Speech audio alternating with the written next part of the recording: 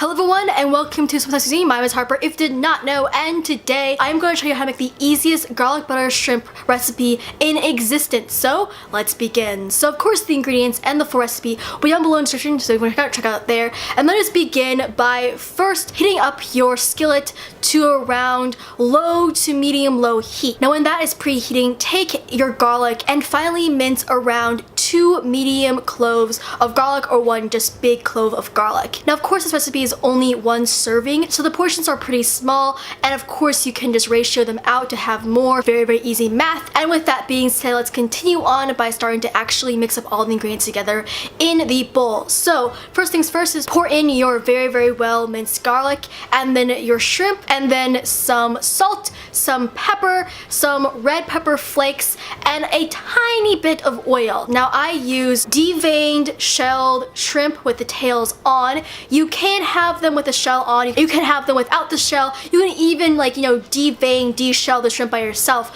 But because we are in the modern age, because I am lazy, I did not do that. I just bought deveined shelled shrimp with the tail on because they look cute and they are very nice to eat. So more or less, with that being said, mix up all the ingredients in your little bowl and then bring them over to the skillet. Now in the skillet, when it is heated up enough, so if you just pour on a tiny bit of water and the little droplets evaporate quickly and the pan is not steaming, then you are golden. So you'll be pouring in just a tiny bit of oil just so it can have a thin layer of oil all over the pan, and then cut up around, you could say, 1/2 to 1/4 tablespoon of butter, and also just toss that in, and then pour in your shrimp. Now just even the shrimp all out so they are all being cooked at the same time and surface, and then cook them until you can see the tails becoming pink, and more or less the first side is done cooking, and then flip them over and let them cook for another couple of seconds. And this process should only take you around 2 to 3 minutes. So I would say half a minute after you flip over the shrimp, put in your pad of 2 tablespoons of butter and let everything just combine and become delicious. And this really is like when the garlic and the spices and the butter just infuse into the shrimp, and it makes this uniquely delicious and amazing flavor, and it's honestly one of the best things you can ever eat.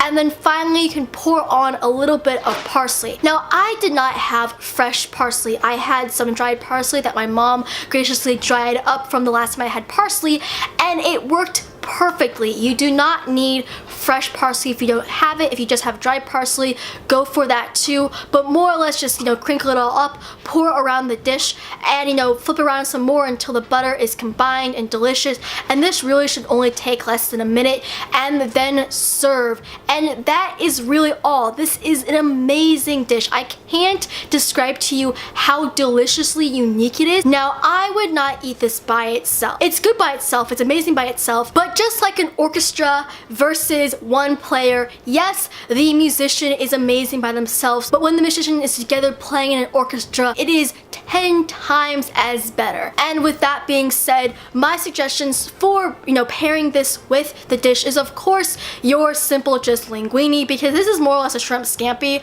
It's just not called a shrimp scampi because I don't want to call it a shrimp scampi. But what I would do, what my personal recommendation for you guys is to do with this dish, is to take a piece of sourdough bread, toast it, if that be in the pan that the shrimp was cooked in, or just in a toaster oven, and have it with that. It is absolutely delicious. Having a piece of bread to just sop up all the butter and to even out the shrimp, it is absolutely delicious, and you can quote me on that. But with that being said, that's the end of the video. So of course, if you like this video, if you want to see more from what, just subscribe. I hope you have an amazing day. I will see you next time, and as usual, goodbye.